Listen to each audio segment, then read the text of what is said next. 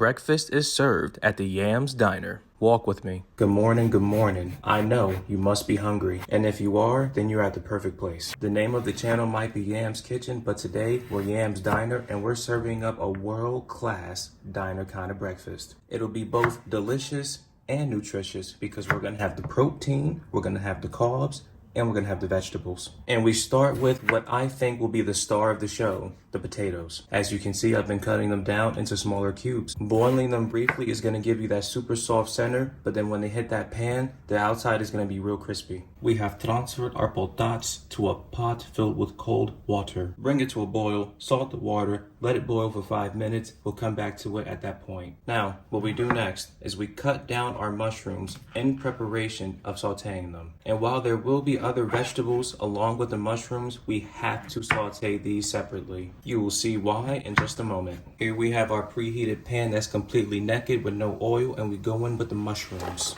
And the reason why they go in the pan on their own with no oil or the other vegetables is because look at all of this water that it's releasing. Adding oil to this would have literally been drowned out by the water, but sauteing them on their own allows that water to leach out, cook out, and the mushroom can brown perfectly on its own. Of course, each and every single component of this dish is equally important, but I feel like for these potatoes to be truly diner style, you must have the bell pepper. The paprika is absolutely essential. And with the bell pepper, we're looking to cut them down into smaller pieces, but not super finely.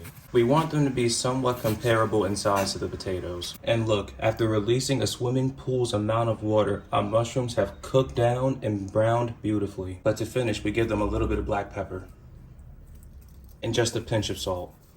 We don't want to go too crazy with the seasonings now because the mushrooms will be getting seasoned again later. We just want to establish a nice little base of flavor for them. Now this bell pepper will not be sauteed alone. A very good friend of the channel is going to be going in with it. So go ahead and dice yourself up an onion. It should come as no surprise to you that we're going to cook the onion and bell pepper in the same pan that we cooked the mushrooms. Go ahead and heat some oil. It's an opportunity to maximize flavor, and we're going to do exactly that. And we're going to go ahead and let these vegetables saute until they soften. Our vegetables have cooked down. Our vegetables have softened. You'll never guess what's going in next.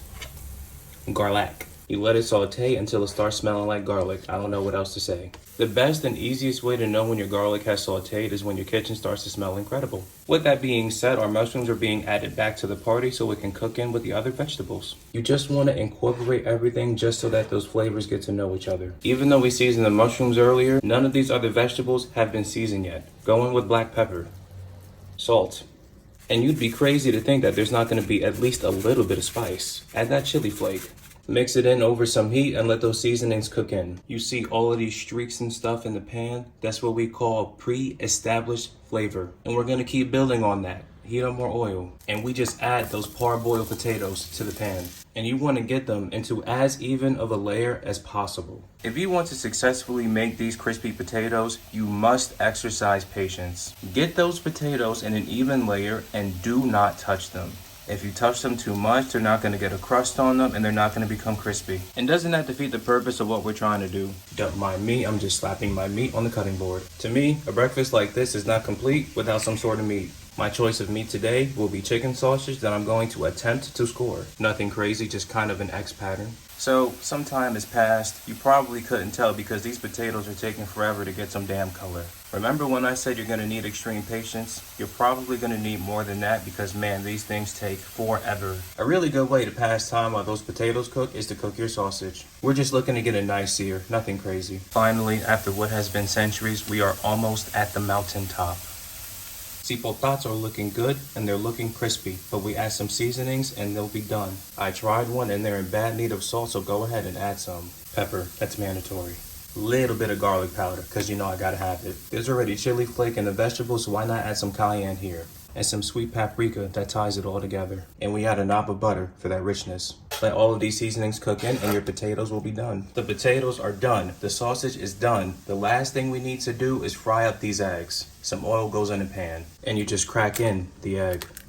And they'll snap, crackle, and pop away until they're fully cooked. It might not seem like it, but seconds ago, this oil was popping very aggressively. Anywho, we gotta season our eggs. A little bit of black pepper. We almost want to decorate the eggs. And when I fry eggs like this, I think a little bit of Italian seasoning goes a long way. If it would hurry up and come out.